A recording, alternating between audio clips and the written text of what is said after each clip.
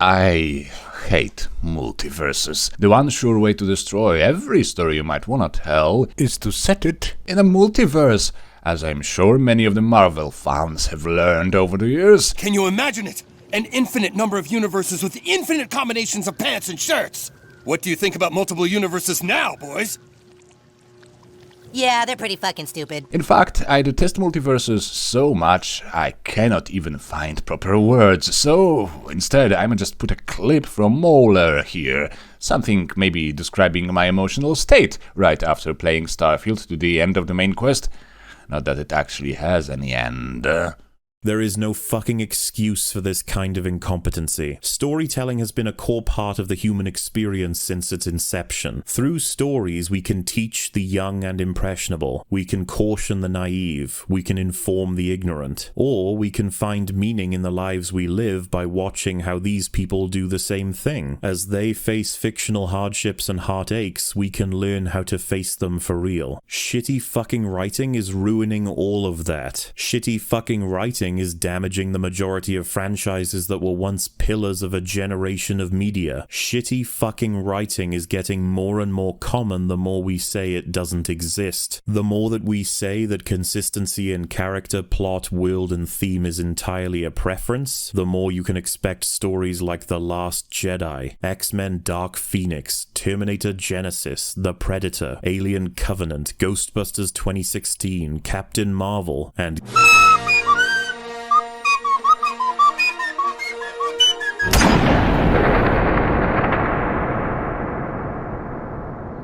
Before I move on, I probably need to mention that right now, as I am starting to write this script, I don't hate Starfield as a game. I'm able to enjoy a video game with shitty writing in it, otherwise I wouldn't be able to enjoy Fallout 4, because games are actually games sometimes, and the story may as well be just a way to guide you from one cool dungeon to another. I must say, however, that there is no bug or clunky quest or any game design flaw that made me want to rage quit Starfield, except its putrid storytelling. How do you even find writers as bad as this? You need to make a conscious commitment to shitty writing to achieve something like this poo-poo storm. So yeah, the writing is worse than in Fallout 4. Marvelous. Bethesda's writing is a downward spiral, I have no doubts about it at this point. Some people, even those who don't seem to have extracted their own brains from their own skulls, point at Far Harbor as an example of Bethesda's writing improving or being actually nuanced. Well, I believe Far Harbor is actually part of the problem. Far Harbor seems better than the main Fallout 4 story because Fallout 4's main quest was cut and trimmed and at times butchered so that the game designers don't need to account for many possible story branches resulting from players' choices. It is indeed annoying when your choices have no effect on the world, when no matter how many times you say or do something against your quest giver, you will be forgiven even by the most villainous of them just because Todd doesn't want to waste a quest. There's no moral choice to be made here. However, most of these problems in Fallout come from lazy design, or running out of time for the design to be polished. Meanwhile, Far Harbor takes its time to introduce the characters, set up the conflict, and present some tough choices. And then it sort of makes all of them crappy. I know that it tries to be nuanced in its portrayal of these three main factions, but it fails miserably. Dima, for example, is supposed to be a complicated character, but from what we learn about him, he has been manipulating young and impressionable people into believing they are synthetic people, despite knowing full well there is no way of distinguishing synthetic from biological people. He kidnapped and killed a woman to prevent some xenophobia in Far Harbor, while there is exactly one person in Far Harbor to whom that newspeak even applies. And that guy is supposedly irrationally, afraid of the children of Atom who want to bring about another nuclear apocalypse, have killed some people of Far Harbor, and, as the player can establish, actually want to, in their majority, annihilate all the people of Far Harbor. Maybe not as a planned conspiracy, mind you, but they sure wish it could happen because they are religious fanatics, and, Bethesda has its way of dealing with religions. So perhaps the term phobia, irrational fear, doesn't really apply here, huh, Dima? Dima is also one of the most irresponsible people in the entire Fallout universe. As it happens, he needs to purge his own memories from time to time. He decides to purge the one when he actually prepared and executed a kidnapping and a murder, and decided to hide it so that no one can ever reach it without his own consent. Well, he needs to be forced towards responsibility for all of that. Without the player, he acts like a saint, a peaceful wise man of peace and love and peace. What a joke. And all that after having done it, purposely, and then hiding it. This is not nuanced. This is a villain with a soft voice. And his freaking soft Buddhist voice acting only makes all things worse. He is simply creepy and cringy. What an achievement of storytelling. On the other side of the island we have the possessed altar boy edgelords who can't stop talking about nuclear apocalypse. Bethesda tries to give them some more nuanced personality by suggesting they could be a bit less murderous at times. You know, resign themselves to just wishing everyone is dead instead of actually plotting for it. It's so bizarre that making them mustache-twirling Palpatine-style villains sometimes looks like the better option. Of course, Bethesda tries to tell you it's more complicated than that, but that's just another layer of shite. Yeah, some characters sometimes say it's more complicated, but when push comes to shove, when it comes to decisions, actions, those factions and characters make... It's not just in talking, right? It's two bunches of murderous assholes and one bunch of half assholes fighting for their land. This is cheap. Just because you told me you were smart doesn't mean you are Todd. Show, don't tell, you know, it's a whole thing. It used to be a thing. Ooh, look it up, guys. Now, why do I preface this rant about Starfield with a rant about Far Harbor? Because Starfield has all the same writing issues, except much, much worse. Where to even begin? Let's start before launch. You're part of Constellation now. Part of our family. Remember who we are. The Shaw family. These artifacts could be everything we've been looking for. You mean Quietus? Human settlements throughout the galaxy could be at risk. Does your asshole get jealous of all the shit that comes out of your mouth?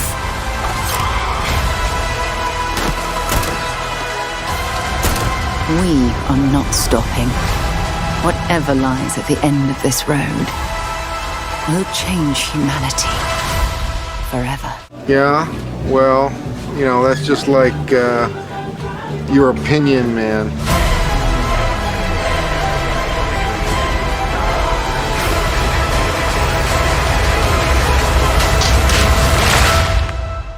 Ooh, I got a bit carried away with the editing. Sorry about that. Where are we? Oh yes! Actually, because the writing was on the wall as soon as the trailer for this very special game was released, I would like you, dear viewer, to compare the Starfield trailer with that of Skyrim, the last time when Bethesda actually told a story. Was it a great story? Maybe not. Was it too cliché?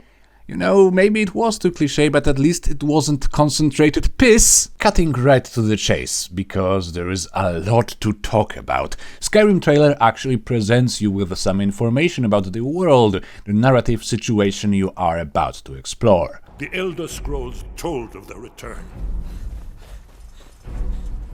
Their defeat was merely a delay. To the time after Oblivion opened. When the sons of Skyrim would spill their own blood. But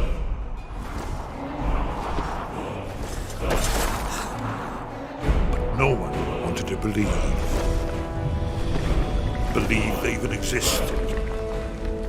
And when the truth finally dawns, it dawns in fire.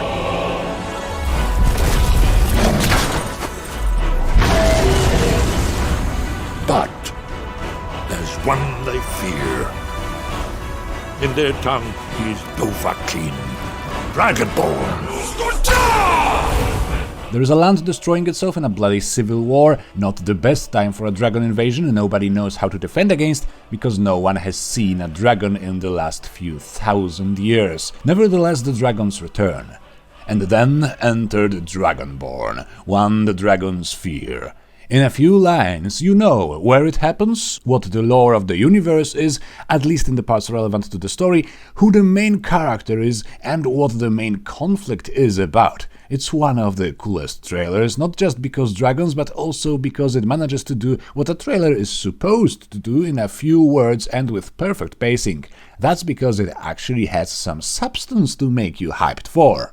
And also because the voiceover for this trailer was actually written by Michael Kirkbridge, the dude responsible for the near impeccable writing of Morrowind, who sadly hasn't been really truly involved in Bethesda's writing ever since. Now enter the trailer for Starfield, 4 minutes of saying absolutely nothing in as many words as possible. We're all here because we're committed to the biggest question of all. What's out there? We do not fully understand all that is at work here. No finer group in the stars to be unraveling this mystery. These artifacts could be everything we've been looking for. Human settlements throughout the galaxy could be at risk. There's no way you guys are making this magic with just your mouths. Whatever lies at the end of this road will change humanity forever. Have you noticed how vague every crappy line in the trailer is? This is important for all humanity. This will affect all. We have a lot to talk about. We don't know what it is we are going to talk about, but we know it's a lot. We are committed to the greatest question of all. How could I be so stupid? What's out there? A question our 13-year-old writers cannot have any answer for. No finer group in the stars to be unraveling this mystery. The mystery that we are not talking about at all in the trailer and won't be unraveled at all in the game. And this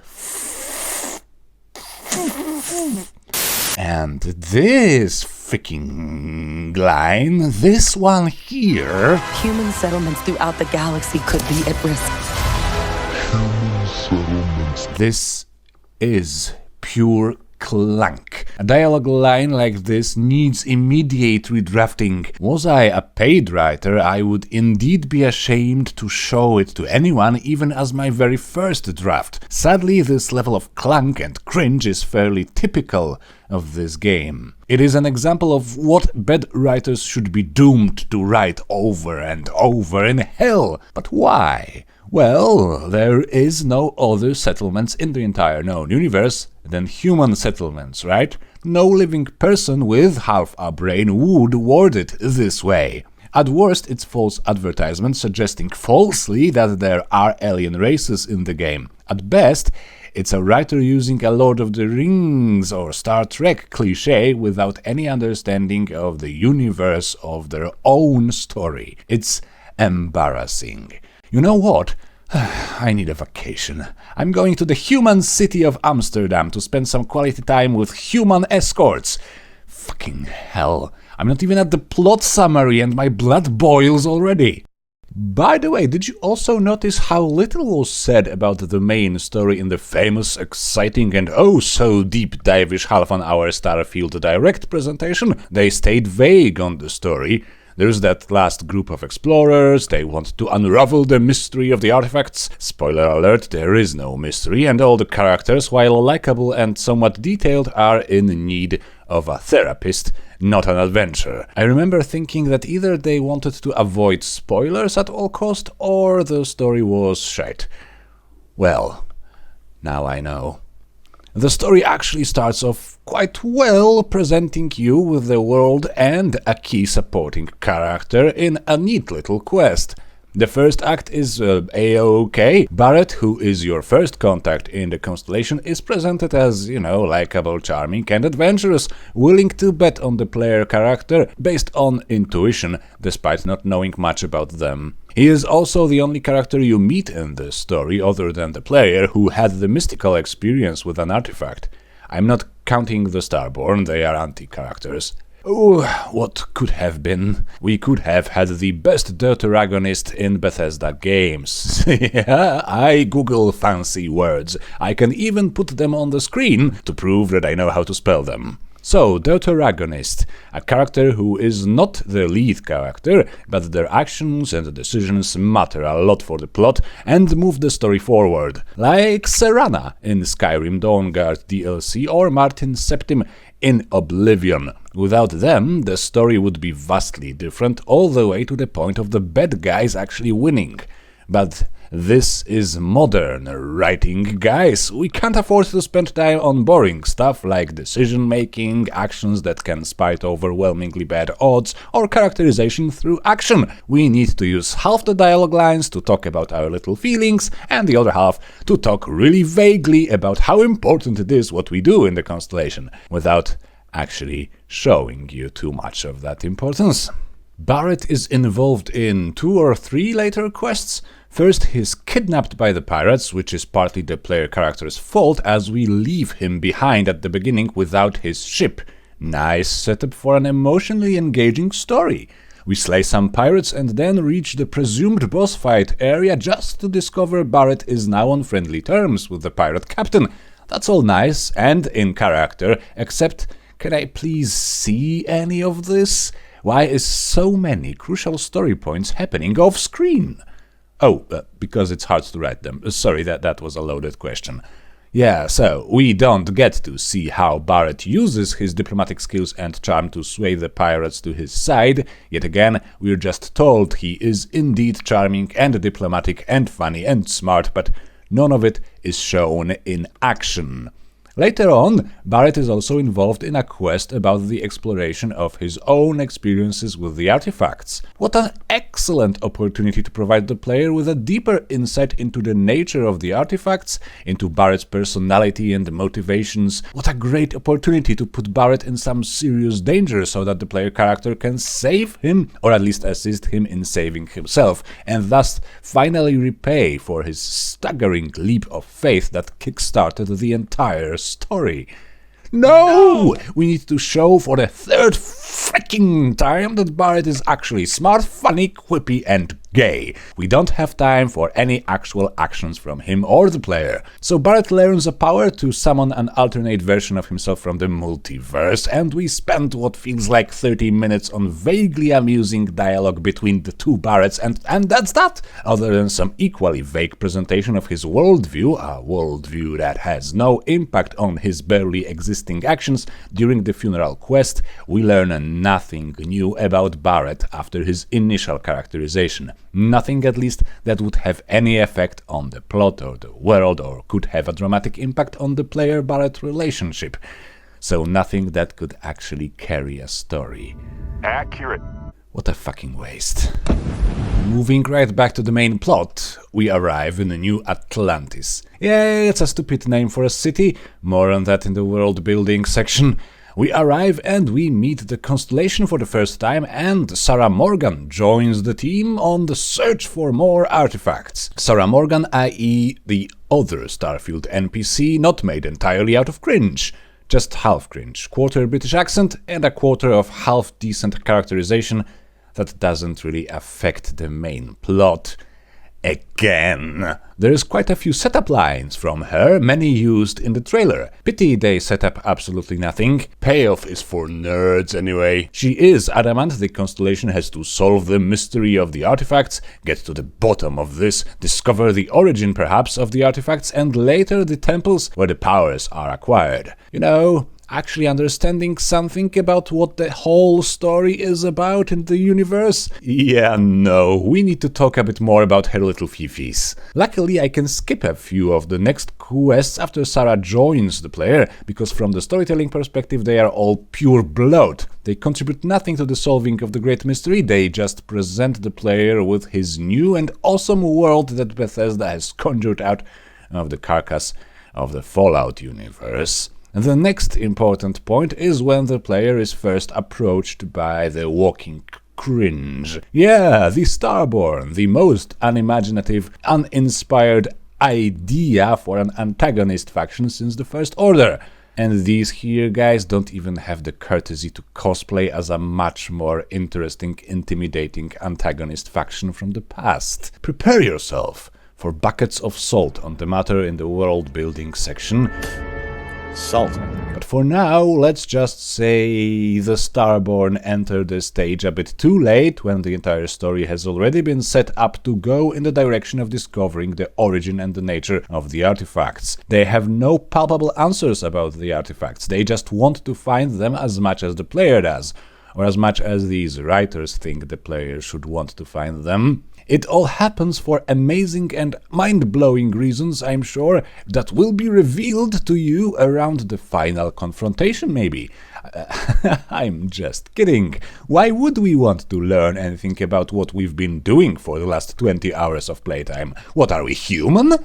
Nothing interesting happens until the hunter arrives, so let's just jump to that. At one point the constellation is split, with half of the team being in the lodge in New Atlantis and the other in the orbit in the space station known as the Eye. The player now makes a choice which half to protect against the hunter, a particularly evil Starborn fellow who makes it clear he destroys everyone who stands between him and the artifacts. Oh, what a ruthless villain. I'm sure he's going to be the main antagonist from now on, with some juicy secrets to reveal in the final confrontation. A secret perhaps that would shed some new light, or some light at all, in this instance, on why the fuck are we doing all of this. No, not really, there is no reveal. My Snoke theory sucks, apparently, because there is no Snoke theory at all. The hunter is just like an evil guy. I mean, I know he's a persona for a player's friend, a version from the multiverse, but that's really, again, there's nothing to do with the mystery of the artifacts, or the origin points of them, or why they are here, or what the hell is going on. It's just bloat. Anyway, forcing me to choose between Samko, whom at this point I already considered a good friend, and Sarah Morgan, whom I already considered my girlfriend, without her full approval, was a good move for the writers. One and only time I actually felt some shred of emotion in this game, at least when in relation to the story and writing. Apparently, when push comes to shove, it's actually hoes before bros. So sorry, Sam. So, this was an exciting mission involving a lot of running away from an undefeated enemy. Pity it turns out to be a rather pathetic opponent later when the coding no longer protects him. And of course we escape successfully, and because we were able to withstand his mindless onslaught in New Atlantis, he suddenly respects us a little. A rather sudden change of approach, especially considering that he has no real reason to call off the pursuit while we are both in space. But sure, I'm going to buy this if you just let me go further into the story to discover those juicy secrets you promised. Anyway, one of our constellation people dies, and a few days later there is a funeral. Everybody can and does make a speech, and most of the constellation members use it as an opportunity to talk about their worldview, their own traumas, and to recite poetry. Part of me is moved by this very old school storytelling device of slowing down for a bit just before the final act. It's nice. Pity these characters are artificially aged up teenagers most of the time, but it's sort of nice. Now we have two quests that claim in their description to be revealing the mysteries of the Unity and of the Starborn to you. Unity is something the Starborn mentioned for no apparent reason. We do not unravel its mystery at all, actually. It's a place outside of time and space connecting universes. Somehow, it did not need any special reveal, it's just meh. But okay, we are exploring the home of a long-lost hermit now, probably a Starborn too. From his cryptic diary entries, it looks like there is a multiverse. Maybe. And he has so much to say about why things exist and people must suffer or be insufferable. The Pilgrim and his little diary are actually somewhat Interesting. He tried to be a source of consolation and meaning despite knowing quite well he was going to be misunderstood. The multiverse reveal is piss, since in the age of endless stupid multiverses it's the most obvious explanation to anything the writers are too lazy to explain. Personally, I just can't wait to meet the Pilgrim again, preferably near the end of the questline. I mean, his little diary suggests he's the Starborn you go to with your questions about all of this pointless artifact hunt and about the meaning of life. I'm sure they wouldn't waste their most intriguing character idea for just this one quest, right? Lol, no, we don't meet him, we don't discover more books, we don't even meet him in the Unity. At least I don't think so. Of course, there is all of that mandatory vagueness and nuance in what exactly happens in the Unity and what it really is, even once you're there. Much like with Barrett in the prologue, something gets introduced that looks like an intriguing setup for even more intrigue, and much like with Barrett, it goes freaking nowhere. Hopefully, the final reveal is going to be marginally more exciting, please? But for now, it's time to confront the Hunter, the evil Starborn who killed our friend we just buried, and the Emissary, that not-so-evil Starborn who attacked us once in space. They are having a little chit-chat aboard of their spaceship, and you are invited. It is confirmed there you are going to compete with them or one of them for the remaining artifacts. Some extremely vague non-explanation for why the fuck we are doing all of this, who made the freaking temples and to what end. Something may be uttered at this stage. It's just embarrassing how disinterested and uninspired it all is, how disinterested the writers are in their own story. So, there is that ancient race, maybe it's just more multiverse travelers, who knows, who cares, called the Creators. They built the temples and made the artifacts. Why would they make them so that they speak to the first person to pull them out of a rock? No idea. Why would they need these giant gravity-defying buildings? Don't know. Maybe they just needed them to look cool in the trailers. Why do they, or did they, even care about providing other universes with the means of multiversal travel and unspoken powers? Don't know. Don't care. Huh. More on that in the bloody world building section again, holy hell. From a character writing perspective, the long conversation with the Hunter and the Emissary brings very little to their characters or to the plot. It is somewhat interesting from a meta perspective, as it depicts two very different worldviews clashing, with the player possibly becoming the third voice. But in the universe there is mainly the confirmation that Starborn aren't aliens, the confirmation that we are indeed in a multiverse, which is like an anti-reveal at this point, and that Starborn are indeed individuals. I have no freaking clue why would I assume otherwise, but the writers made sure to force a few clunky lines in the mouth of the Emissary, confirming in no uncertain terms that the Starborn are not a hive mind. I repeat, not a hive mind, people. The Starborn are individuals. Some are united in cause. Others are in it for themselves. You're all individuals! Yes, we're all individuals! Okay, at no point whatsoever I had any reason to suspect they were Borg. It seems from the dialogue options in the funeral quest like they wanted me to assume all Starborn are responsible for the death of my friend, but again, I had no reason, not at all, to assume that. The writers just decided I was going to be a racist against Starborn or something? I don't know. In reality, I made no such assumptions, of course, as any healthy individual wouldn't, and was indeed waiting impatiently to understand more of what happened and who the hell the Hunter is. If anything, I wanted to punish him individually, like it was pointed out by other characters and certainly noticed by my character that the Starborn are really human-like. They don't seem like an alien race. Humans are individuals, unless they study at an American university, and so there is no reason to assume anything else than individuality about the Starborn. This is even worse than when they assumed in Fallout 4 the player would be absolutely sure Sean was still a child after we climbed out of the cryopod, despite the player knowing full well that we lose the track of time in cryosleep and that we were put into cryosleep twice, not once. Remember that?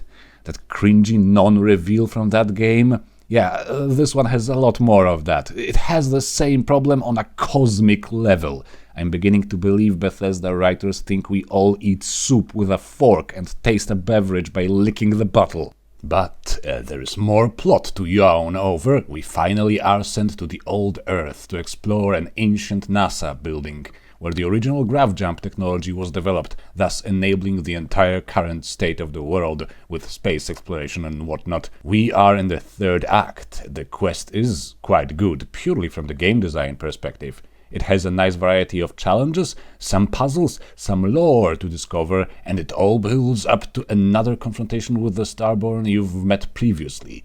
Awesome! Time for those shock reveals we've been setting up all this time. And it's piss. You see, dear viewer, this is supposed to be one of the most exciting adventures, a breakthrough in the search for answers that started all the way back in the tutorial, and the time of shocking reveals, reshaping your perspective on the world of the game and on the story. At least, this is what they were seemingly trying to do. Very slowly, very gradually, we will discover more data slates recording personal and professional musings of one Nick Valentine. Well, that's not his name, but that's the voice actor's other character. Apparently not a detective in this universe, though, more like a narcissist idiot scientist. Nick Valentine was a head scientist or some such in NASA when Earth was still the humanity's one only home. He met himself on Mars, because multiverses suck, and because they suck, he was told to discover the grav jump technology because he did it in another universe. I shit you not, I can't find any other explanation. The alternative Valentine just had this idea it would be neat if another version of him discovered the same thing he discovered in his universe. That's it. Oh, the riveting mysteries of the field of stars. And boy are we trying to make this nuanced and climactic and packed with important themes. So the reveal is the grav drive experiments messed up Earth's gravity and that made it barren, incapable of sustaining life. There is a strong parallel between these technology-obsessed scientists destroying the planet and our current fears of climate change. How dare you! But, just in case it wasn't obvious enough, they spelled it out in one of the data slates you can uncover. The theme of humanity having this unyielding desire for exploration and discovery is supposed to be presented in a new light now. It can lead to terrible things, you see. Unchecked, it leads even to the destruction of Earth. There is so many problems with this, I don't even know where to start. Again, when you have a universe like Fallout, the theme isn't necessarily the dangers of technology. It's more like the man's capacity of destruction and violence and war, reaching the technological threshold when it finally destroys civilization. It is quite hard to dispute the negatives of our proclivity towards war and violence, which is why it doesn't need a lot of writing to be instantly comprehensible to the player. It is, however, much harder to point at our exploratory instincts as the source of all tragedy and perhaps evil, since without it we would still be living in caves or atop trees. Unless you believe we should have stayed in caves, the problem is way more nuanced, and I mean it this time, than most themes running through the Fallout games or Starfield. While you can, of course, by all means, explore the darker side of exploration and the hunger for knowledge, it is virtually impossible to do it well in one fucking quest with a few fucking voice lines explaining all of it at once. Even the worst quest line in Skyrim did it in a more thoughtful manner. I'm talking about, of course, the College of Winterhold. Secondly, it isn't even shown at any point that the problem is actually in all of humanity or our deepest nature. In Fallout universe, again, as you discover more and more depressing stories from before the bombs, you learn a lot about the corruption, lying, cheating propagandists, unbridled exploitation of natural resources leading the entire humanity towards economic disaster, piss-poor self-centered political decisions of governments, companies and individuals, the entire entangled multi-stage combo of just the most disgusting traits of humanity that had made the apocalypse inevitable. Here we have Nick Valentine getting a bit obsessed by his vision of himself and then by the dream of exploring space. And his crew decided to hide the knowledge of the apocalyptic side effects of their experiments. He decided it would be cooler to just evacuate the whole planet. He decided that sacrificing Earth is a good enough price for never-ending exploration of space. What were other people doing at the time? Was there nobody trying to establish the root cause of the end of the world? Like the natural disasters were on the rise for years, growing in a number and intensity, and there was no conspiracy theories, international programs, politicians using it for votes, nothing? We just don't know. For all we know, it was Nick who destroyed Earth. I mean, you're not wrong. That means we, the writers, said nothing about humanity or the dark side of exploratory instincts. We just said a few things about Nick. Thematically, it's hollow, but we tried to do something much bigger, I'm sure. We simply failed. Thirdly, and most damningly and retardedly, whatever shock or sadness you might have felt as a player upon making this discovery, it is almost entirely meta. There is no in-world reason for the characters to have their worldview shattered. It all happened in the ancient past. We moved away from the problem. We have countless worlds to explore and settle. The game actually goes out of its way to remind you nobody cares about Earth anymore. The only people who do are a bunch of rich people with too much time on their hands, needing to show off their noble pursuits. In a nutshell, they don't actually care either. Humanity lives on and has too many star systems to even know what to do with. Nobody alive has to deal with the soul-crushing, civilization-destroying consequences of the Earth's demise. Nobody really needs to know what happened, not even the Constellation.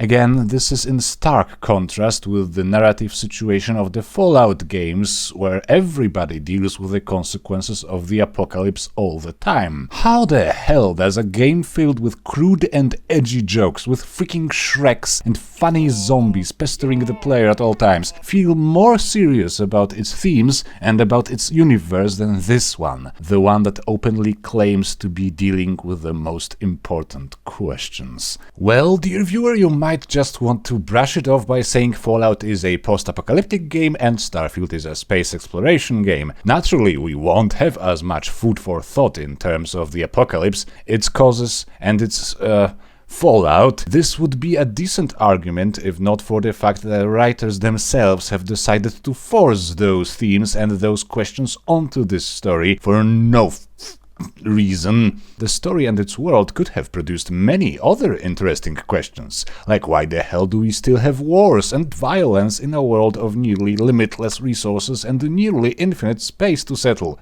Is there a point at which we can stop fighting? Is there enough technology and comfort and progress to finally bring lasting peace to humanity?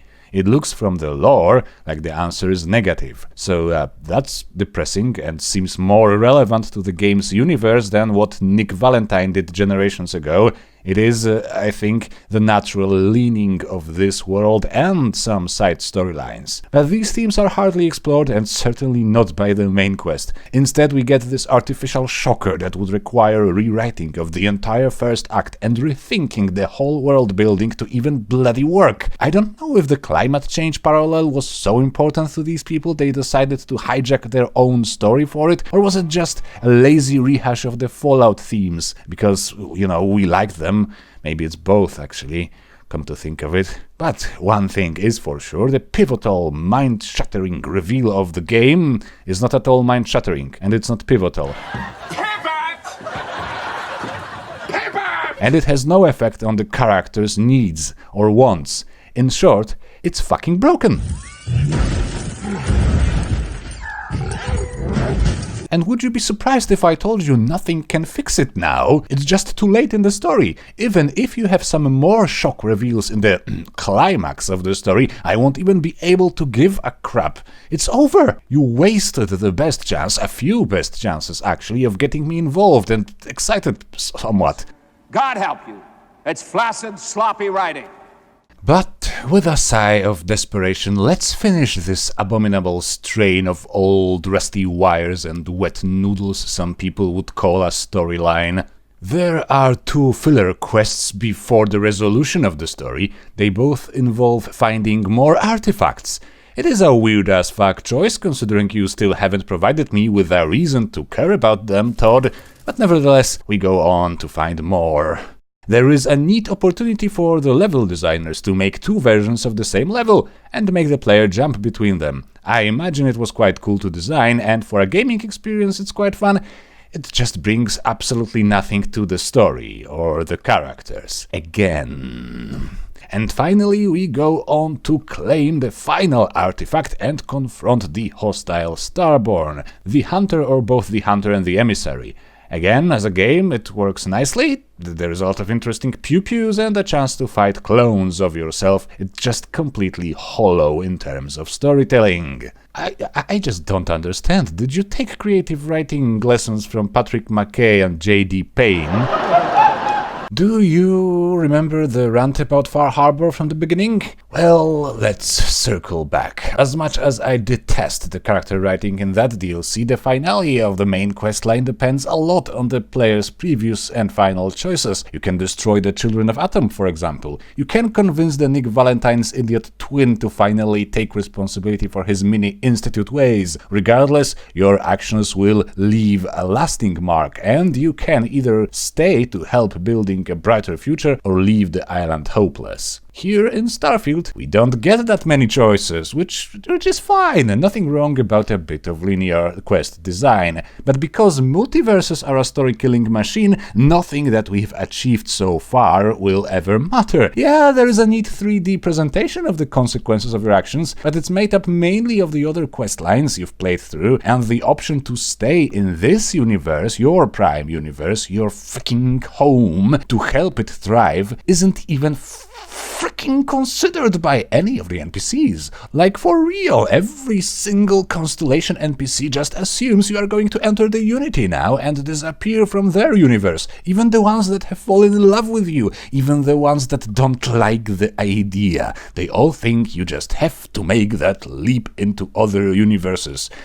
For reasons. Can someone please make sense of how much of it doesn't really make any sense? At no point was I provided an opportunity to build up any personal interest in exploring other universes. There was a window of opportunity for that in the Pilgrim quest, but it was an impenetrable, perpetually closed window.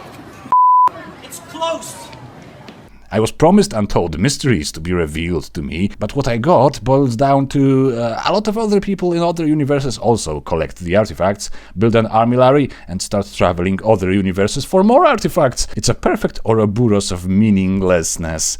Why do they do that? Is there an end game to this, or are we just doing it because we just have no other better idea for what to do with the Unity, what to do in a multiverse, because how could you have an idea for that? Moreover, we still know nothing about the creators and their temples and their powers other than, yeah, I guess they exist. So why would I keep fucking with them in other universes, for pity's sake? And no, just because there is a theme of endless exploration doesn't mean there is a motivation for my character or any other to keep doing it without any in-world reason, any personal reason. It's not how the themes work. A story is not a list of themes, people. Glad we sorted this one out. In a heroic story like Skyrim, for example, the motivation is pretty simple. You have to save the world. The authors of this story were apparently so afraid to commit to that cliché that they preferred doing absolutely nothing instead. I have complained about the artificially inflated urgency of Skyrim and Fallout 4 forcing itself on you so much. You almost feel guilty for free roaming those vast lands of wonder and adventure. But I didn't mean we should instead go for no urgency and zero importance. Like, what the Even the main quest characters all have their quests for you, and none of these quests actually matters for the main quest.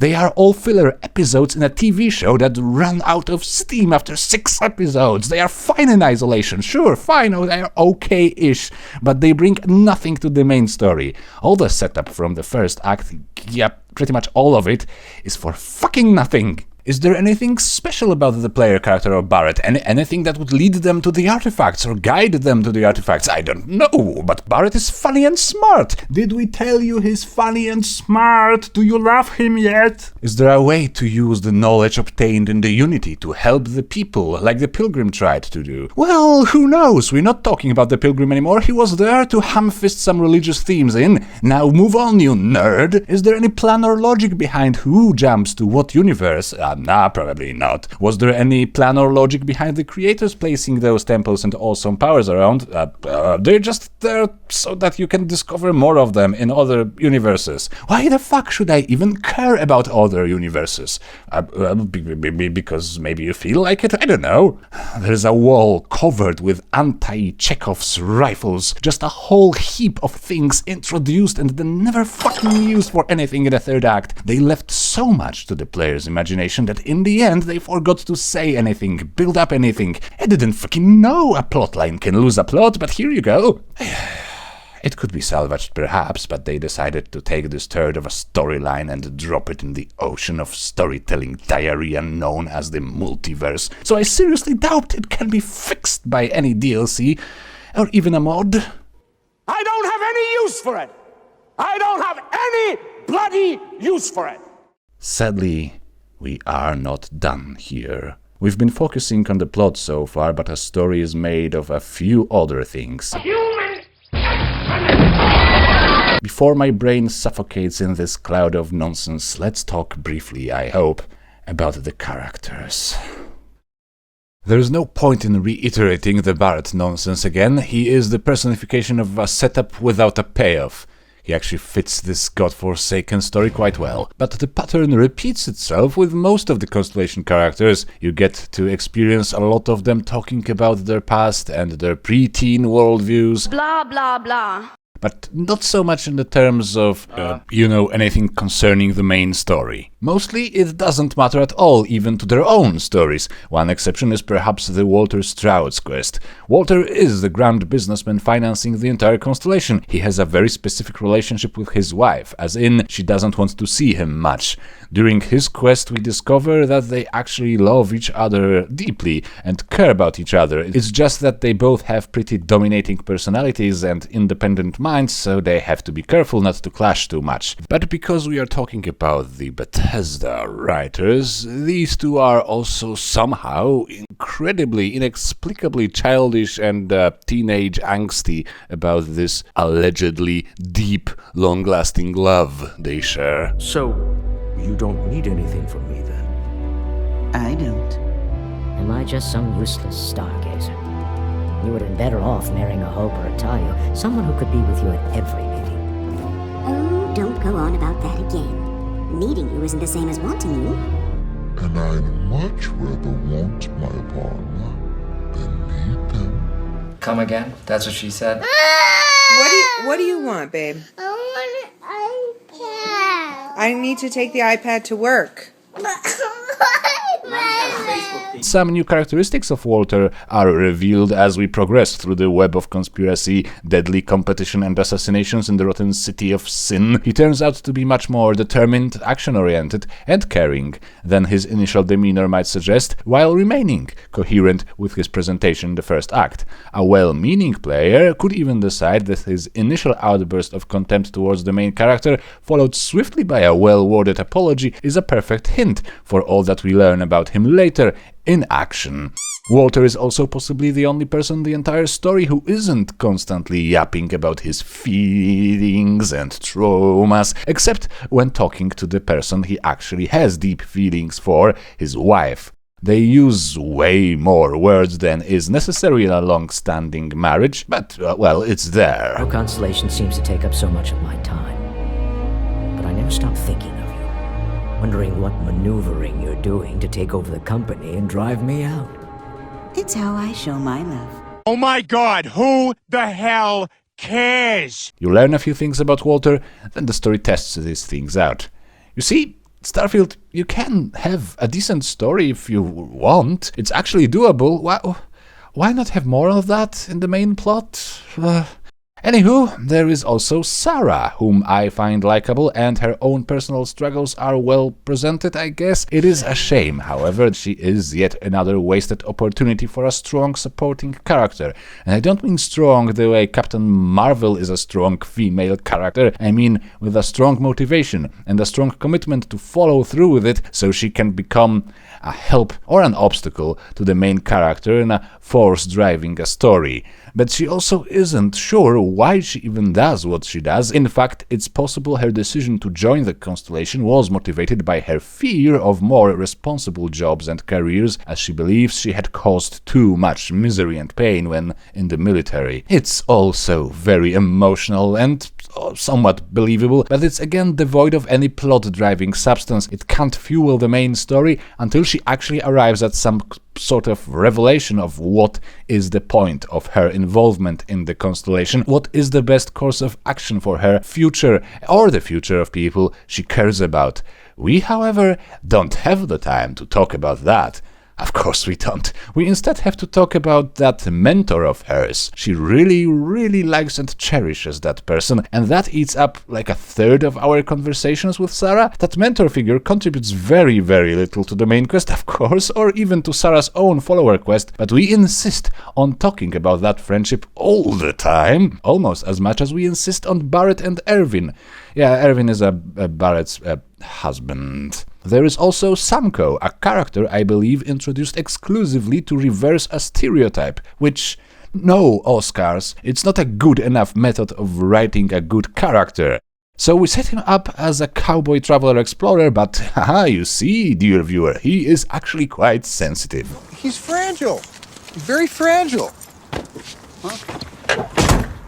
I did not know that. And a single father, and his ex-wife is actually better at shooting people than he is. Pew pew. Would you expect that? Are you surprised yet?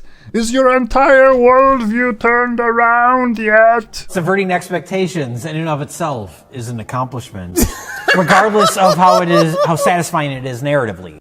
No. It's not. Actually, with the current state of Hollywood and the entertainment industry in general, I would be way more surprised and intrigued if he actually was a tough, battle-hardened, tobacco-chewing gunslinger with a heart of gold. It'll be a lot easier with it. But there are no characters like that in the entire Constellation. They are actually all a little bit sensitive and pondering their mistakes and kind. Andreja seems to be an exception, but again, her uniqueness brings nothing to the story. She's just there to provide the player with a follower who doesn't cry in their pillow all the time, just from time to time. The rest of the gang, Mateo, Vladimir, and that science lady whose name I never remember because of how bland and unnecessary she is, they don't really matter, they don't really have a reason to exist in the story. The scientific know-how could have been easily put in Sarah or Walter. Mateo's preschool understanding of theology and religion could be just given to anyone less annoying than him. Samko could live with his daughter in the eye and keep an eye out on the temples and artifacts. In fact, if you were to combine Samko with Vladimir and Mateo, say with Andreja, you would actually get some more nuanced and complex characters than what we've got. All these characters are at least somewhat well presented and explained in the first act. They are somewhat likable, as I said. I guess it would be nice if any of them mattered, and if there was more diversity in their personality types, and if they were actually able to explain anything, just a little something about why all this convoluted mess we call the main quest happens, and if some of them actually cared about exploration and knowledge more than about their traumas and off-screen characters, and if they talked less. I guess what I'm trying to say is it would be good if some of these people were more like Delphine. Oh my god, you okay? Yeah, sorry, I don't know what that was. Delphine, the most annoying person in the main story of Skyrim. How low have we sunk with storytelling? How did it come to this? Delphine is now like an unattainable gold standard of character writing. Whew, she makes decisions relevant to the main plot, she has clear personal and ideological motivation for her actions and attitudes, she may not be entirely likable, but I know why she is the way she is, and I know she actually wants to achieve something in this world. You'd need to rewrite a lot of the main quest if you removed her from it, so she matters from the storytelling perspective. My sympathy for her, or lack thereof, is completely irrelevant relevant to this. Either way, she's not a complete waste of my time, contrary to half of these adolescent crybabies. This conclusion just gave me a minor case of depression. And since I don't want to depress myself anymore, I guess the time has finally come for us to talk about the world building. We come to it at last. Salt. This probably won't help my mental state, actually. There is no escape from this. There is no escape from this. To clarify, I want to talk about the world of the story, how it is presented, how it affects people in it, is it believable and why it isn't, the storytelling stuff. The game design side of it is fine. I would prefer less procedural generation. I think we could have a better game if we cut the amount of planets down by 70% and put more handmade content in the remaining 30%. Some non-human enemies more interesting than a large bug could also help, but overall I enjoy being there and exploring it. What I don't enjoy is discovering the history behind everything. It is, almost with no exception, pure cringe. Hey, he said the title! He said the title, aren't you excited yet? I don't think any other world created by Bethesda treats itself as seriously as this one. There's plenty of goofiness and crude jokes in the Fallout universe. A lot of its rules and mechanics don't make much sense, like radiation turning you into a long-living funny zombie, or making entirely synthetic humans in a world that can barely muster enough infrastructure and organization to provide running water to even the most developed settlements, or the weird-ass idea that people just decided to reject cleaning and renovations after the bombs just so the world can look post-apocalyptic. But since we know this is all very, very dark comedy, since we are guided by countless little jokes towards just embracing the silliness and awkwardness, it is all somehow tolerable. There is internal logic in this world too, even if it deviates from that what we know and what we would rationally assume about our universe. The various absurd bits of the Fallout universe at least work together well. Everything is slightly absurd and over the top. Every scientific experiment can lead to grotesque results. Zombies, huge green people, zombie people believing they are alien zombies from space, crazed radiation cultists. The other reason to forgive the silliness of the Fallout universe is just the sheer scope of its imagination. All these factions, and there is plenty of them, that clash against each other for the literal scraps of the old world. They all have their unique ideology, their own methods and relations with other factions. There are secrets, both small and personal and huge, society-defining, gigantic mysteries behind every corner. And don't even get me started with the Elder Scrolls universe. Everything that happens in that universe has several different interpretations already woven into the lore. It is all rather impressive. Most impressive. Meanwhile, what are the main factions deciding the fate of the world of Starfield? The main players in this world I am supposed to treat oh so seriously because it tries to address the big questions about some high-level stuff. Not my wording, that's actually how the lead designer puts it. It's Space California, but worse, and then Space Texas, but worse. A weirdo utopia of the American city folk turned bureaucratic nightmare, as there is no other way to utopia. And the other faction is, well, how people in California see the inner states, or maybe sometimes Texas. No healthcare, no law, just some rangers and rich libertarians exploiting the meek. It's weird that some people would choose to cosplay as cowboys in the 24th century. Weird that anyone would want to name their greatest city after a famously fallen civilization. I don't think they want the city to last, and I don't blame them. I spoke to people out there. Yeah, I would send a flood their way, sure. It's weird that no one in the United Colonies even considers a bloody revolution, seeing as the citizenship is basically an equivalent of medieval nobility, granted only on merit, which puts most of the population outside of the protection of the law, or at least creates different classes of protections and rights. Where's the outrage? Where are the protesters and civil unrest? Why is everybody buying their nonsense? They try to show the inner workings of the UC in the Vanguard questline, and it's freaking cringe. Ah, look at the top of his head!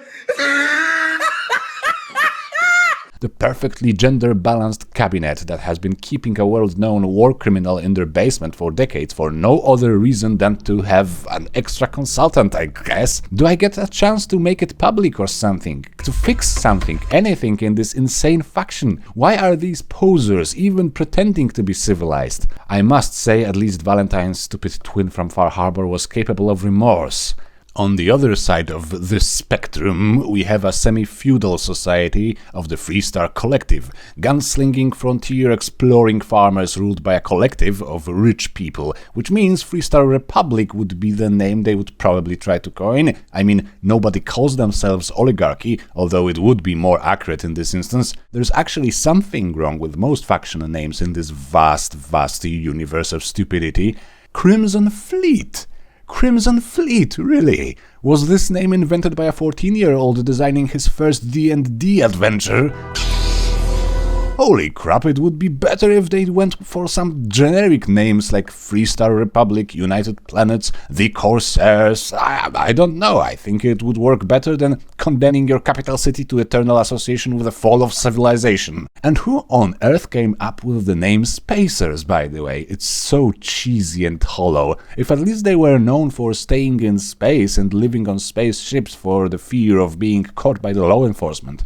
But that's not exactly it. I met them on a planet many times. Just a sound that sort of fits, and that's the entire reasoning. Okay. Freestar Collective, who at first contact seems sort of fine, very individualistic and free market, which comes with a price, of course, but, mostly composed of decent people. Of course, I am expected to be surprised and bedazzled by the reveal that the insanely rich founder of the Hope Town in Freestar Collective, Ron Hope, turns out to be a selfish mobster willing to kill anyone who calls him out. I was not surprised at all. They oversell his introduction as a good and devoted job creator. Everyone and their uncle kept repeating how awesome Ron Hope was. Of course there was a shock reveal in order. I would be more surprised if he actually turned out to be a decent guy. Look, Emil, I know you're trying that trademark nuance of yours and that you want to show each faction has its problems. The thing is, this is a game, sort of an action game at that, which means my character is routinely risking their life for those factions. I know, we are big boys and this is a game for big boys with the big brains, but I need some shred of a reason to respect at least some of these people to want to fight for them. The Vanguard questline, for example, makes me meet the UC president. I would say it's paramount that something interesting, noble, inspiring, or at least endearing about Ma'am President is shown at some point. I mean, she only speaks presidential. She has no private life. The only thing we know of her is that she is the president. Could I get at least a brief private interaction where she could reveal her real character, show me that there is indeed something worth fighting for in the United Colonies, even if it's buried under tons of red tape? Maybe some details of her family life, something she herself wants to fight for. That would go a long way, if executed well, of course, which, is a false hope at this point. I know tons of movies and stories have done this, but guess what? Some solutions become a cliché because they have worked well for a long-ass time. And in case of Mr. Hope here, it would be much more surprising and more useful to the player and possibly more complicated if we have gone for a double smoke screen. We learn Hope is an awesome job creator, then we learn his company is doing all that horrible extortion and exploitation stuff, and then we go after him just to discover he allowed it because of desperation,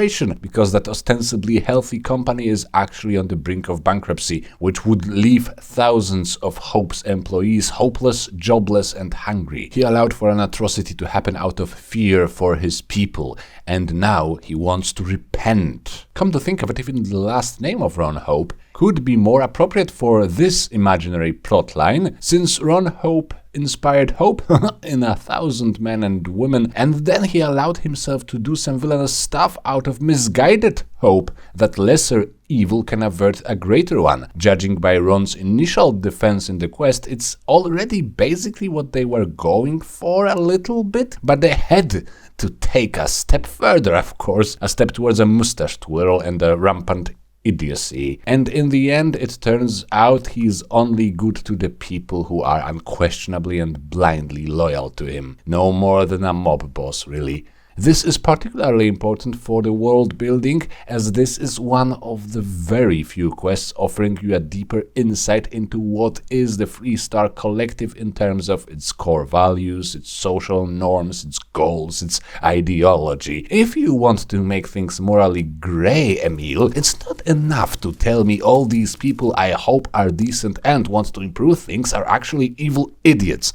From time to time, at least, you must also provide me with a positive, hopeful surprise, especially if you want me to get any sort of pride and accomplishment out of all that pew-pew. Also, my version of Ron Hope is almost the same as the one in the game, but with conscience, and he would be extra surprising in the context of the current year, when so many people in the entertainment industry, those overpaid, overprivileged people held in high esteem for the skills of making stuff up and pretending to be someone else, these guys can't make a single story without forcibly injecting the "did you know capitalism bad" theme. And I stole it.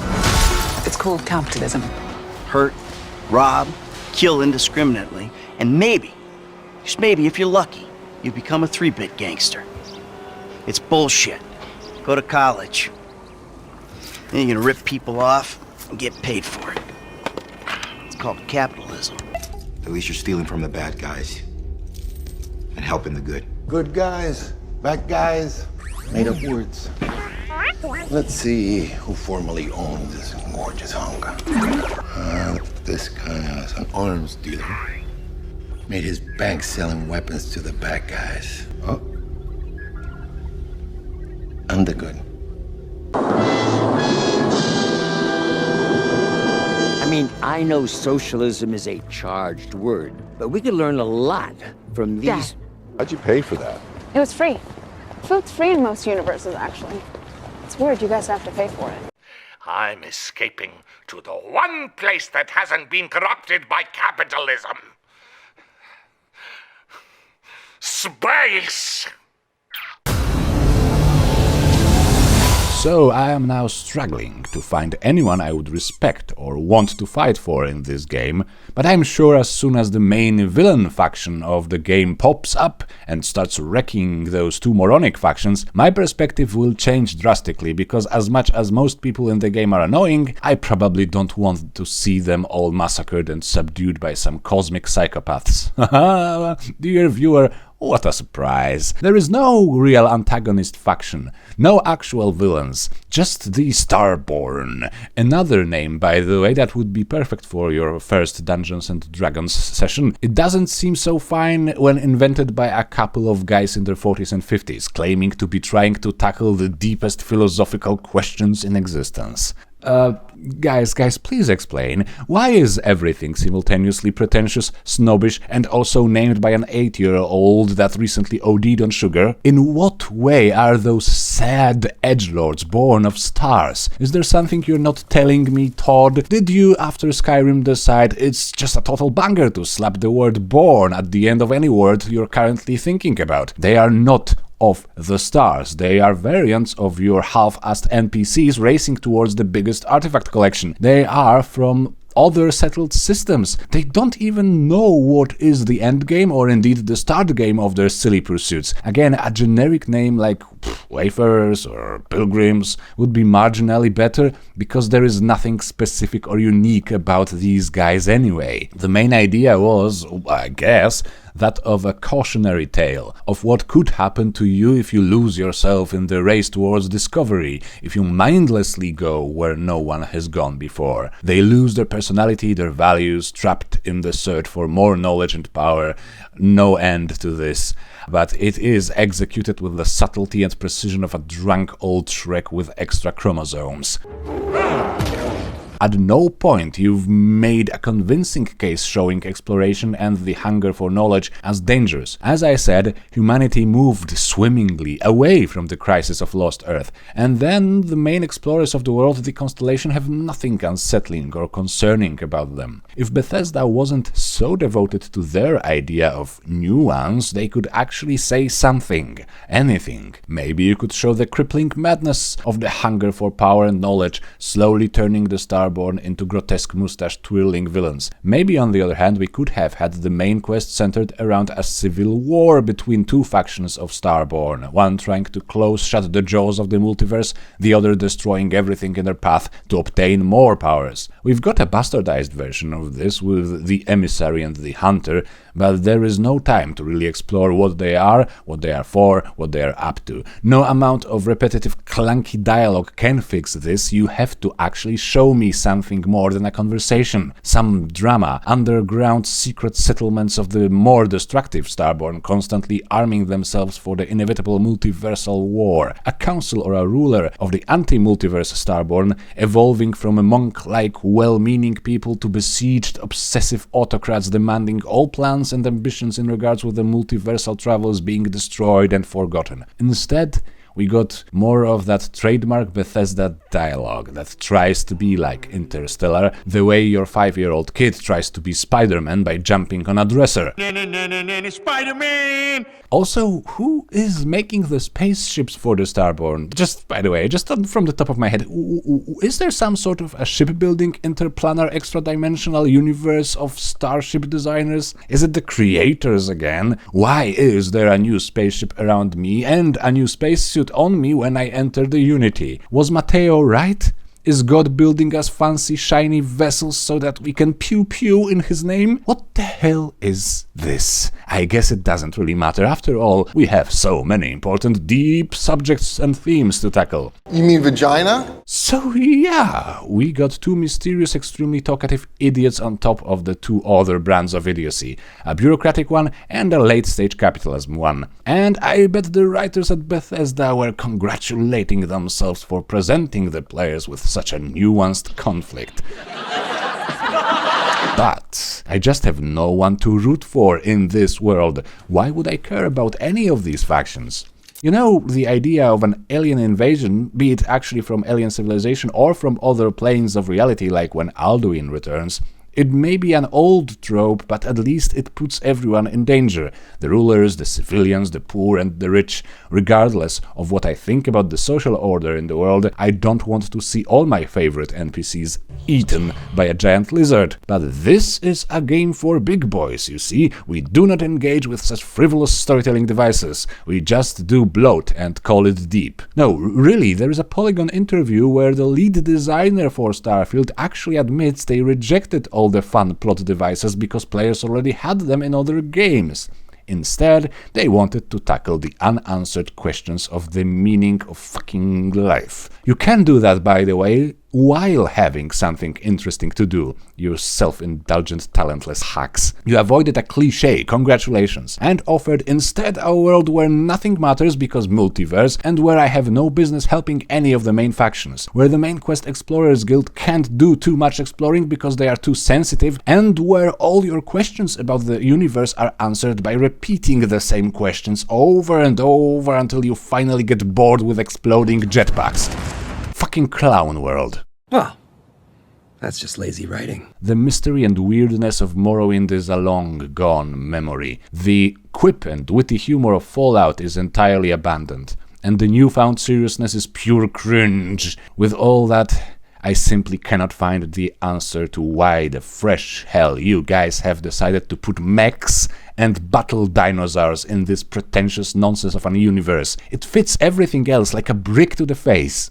So much effort went into designing a world that feels grounded, semi-realistic, believable, and then mechs and combat dinosaurs. Yes, I know terror morphs are more like giant bugs than giant reptiles. It just reminds me so much and so painfully of the other symphony of cringe, the Jurassic World movies.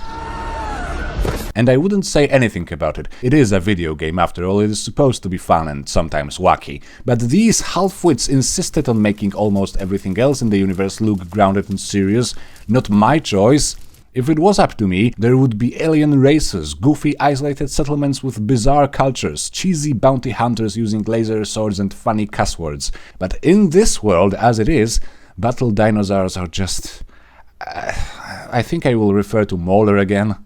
The point here is you need to give up the militarization bullshit. It is so cartoony and stupid. Dinosaurs need to be fed, sheltered, groomed, and rested. They are massive creatures with massive needs. They would be shit in a war. Dinosaurs need to be able to actually tell the difference between civilians and enemies. I guess that feeding them from birth will make it so that they never attack their own team like Blue does. Fuck off, that's stupid. They would be shit in a war. Dinosaurs are weak to gas, wonky terrain, explosives, enemy shrapnel. They're also huge targets. They would be shit in a war. What the hell are they gonna do against a shotgun? Run up to a guy and fucking hope he doesn't fire? They would be shit in a war. Don't try and justify it by referencing the fact that Soviets once used diseased rats. How the fuck is that the same thing, you donkey? Oh, I'm sorry, was I supposed to turn my brain off? That's how you enjoy bad films, right? Yeah, what he said. All of it applies to xeno-warfare. And then the mechs. I may be a bit slow, but why would you want to use mechs when you have fairly intelligent robots which do not require a human pilot? You have sentient AI too. I mean, probably it is outlawed, but hey, stranger things can happen between space Democrats and space Republicans, right? One day he came up and burped behind me and then blew it. That wasn't burping. He blew it. It wasn't burping. That was the wind that shoots off in a sexier way. No.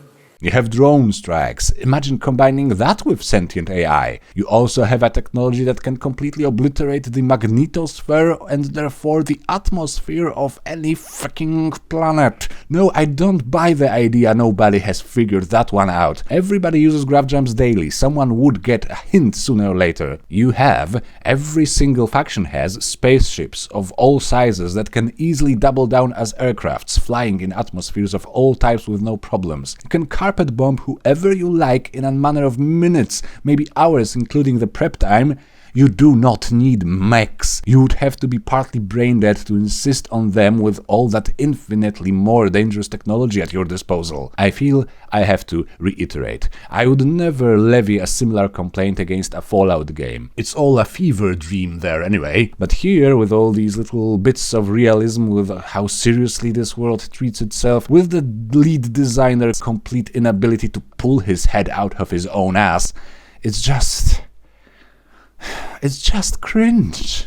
Imagine, dear viewer, that in the third act of Interstellar, say, Matthew McConaughey suddenly jumps into a suit of power armor that has never been explained or even mentioned, and then Anne Hathaway is like, let's not go gentle into that good night.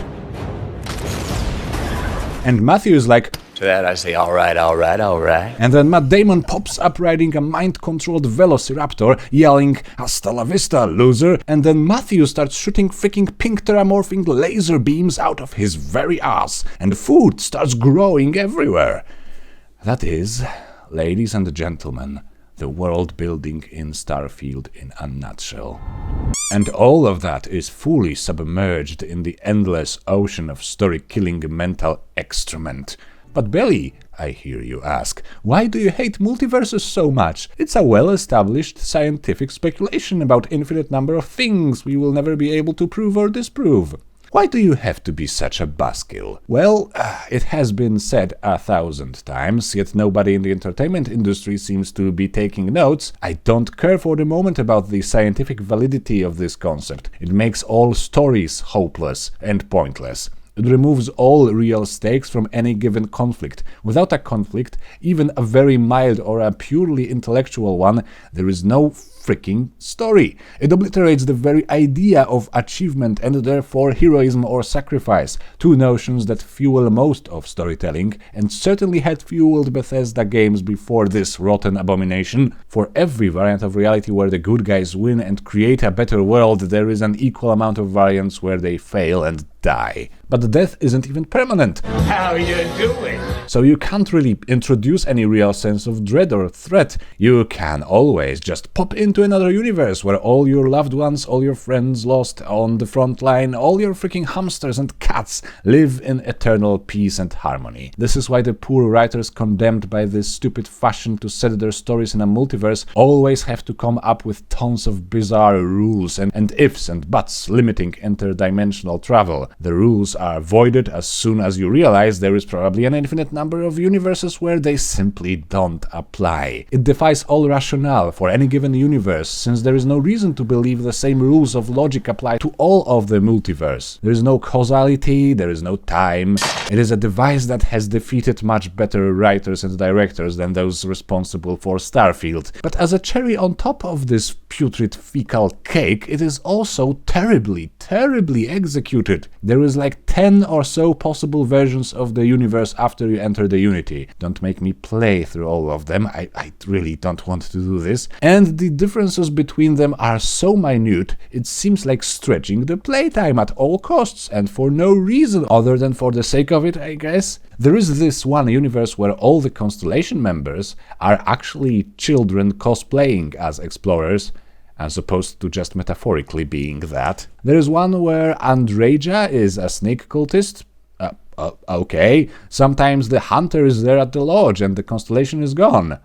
Okay. There is, however, no difference in any quest lines outside of the main quest. No real substantial differences in how the world works. Nothing new to discover in space. No quests unique to NG+. Just some inconsequential variations around the lodge. This is so devoid of creativity, but how could it be any better? Obviously, this half-hearted game took them 7 years to design, so nobody will be designing it 10 times over, although this is exactly what should have been done if we wanted to really make the multiverse interesting, to really throw the player into a different universe. Since it's impossible to do it well, why the fuck would you even try, instead of trying to make the primary universe really interesting? Instead of designing extra branches to the main quest in that prime universe, you wasted your precious game designing hours on this creativity vacuum. 25 years in making, huh, Todd? Your dream space game you've always wanted to make? And you did this to it. How deeply depressing. Oh no. Oh, no. I completely forgot I should have an entire chapter about the themes. Okay, I can handle this. It's okay, Billy. Right, here is my unbiased and perfectly balanced opinion on the thematic throughline of Starfield's main quest.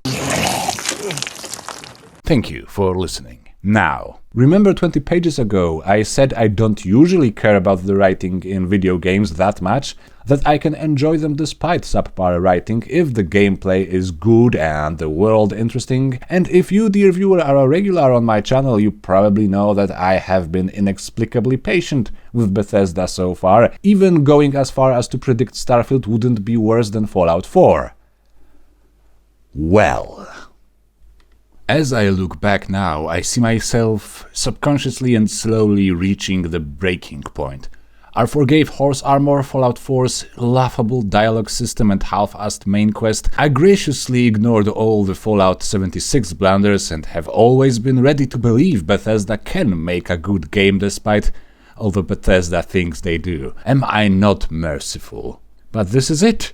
One step further into this cringe-worthy world of ham-fisted nuance, fake intellectualism and meaningless repetition, and I am done with these games. I am swiftly approaching my middle age and I don't really need new games that much. I can keep myself entertained with the good old games made before everyone in the industry collectively decided their duty is to preach about society and force some extremely small tidbits of content down our throats. I can always replay Morrowind.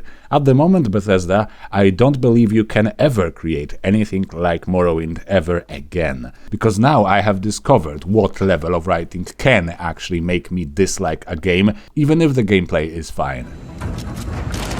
And by the way, Starfield is unquestionably better than Fallout 4 in only 2 things, in my humble opinion. The combat is smoother and the skill system feels more like an RPG. Oh yeah, and it looks a little bit better. There's also a whole range of things that are actually worse than Fallout 4, like base building, dialogue writing, not the dialogue system mind you, followers. I am not sure at all if those few improvements are enough of an offset for all what is wrong. How did it come to this? Here's what needs to happen if we want to salvage this haunted ruin of my childhood dreams. At some point, sooner rather than later, there must be a massive DLC offering us all an actual story and some tangible exploration of what it means to be a Starborn, what are the creators, and what is the purpose of the temples. The same questline should offer us an option to close shut the jaws of the multiverse forever, so that at least this one universe in which we've started can be spared from this meaningless madness. Before you do that, you fire all the people responsible for the writing in Starfield, primarily the dialogue writers and people responsible for the constellation characters. You also fire all the people who like to talk a lot about things they know nothing about, and who pester you regularly with their lists of top 10 important conversations of the year. I'm not as bangable as the previous host. You then call Michael Kirkbridge, the master of Morrowind. You call him and beg his mercy. You pay him all the money he wants, and you ask no questions except how he likes his coffee. And then you pray Elder Scrolls 6 is nothing like this game.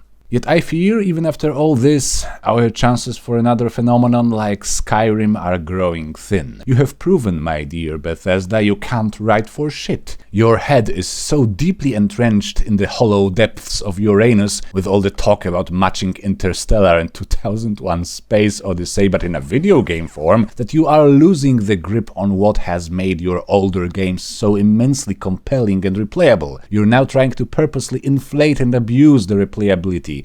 Or as Todd puts it, prepare for it. It's one of the things we've learned from our previous games, from the Skyrim, from Fallout, that people want to play them for a very long time. So Starfield, I would say, was the most intentional going into it. This is a game people are going to play for a long time. How do we build it such that it is allowing that in a way that feels natural? And if people have played the game, and if you finish the main quest, etc., you can see that. But it's also one where, okay, what does Starfield look like in 3 months? What does it look like in 6 months? What's it like in a year, 2 years, 3 years, 4 years, 5 years? You know, I think we've learned that that's going to happen. So let's be ready for it, make the most of it. Remember, you're a scumbag, so you think scummy thoughts, like this. We've learned that that's going to happen. So let's be ready for it, make the most of it.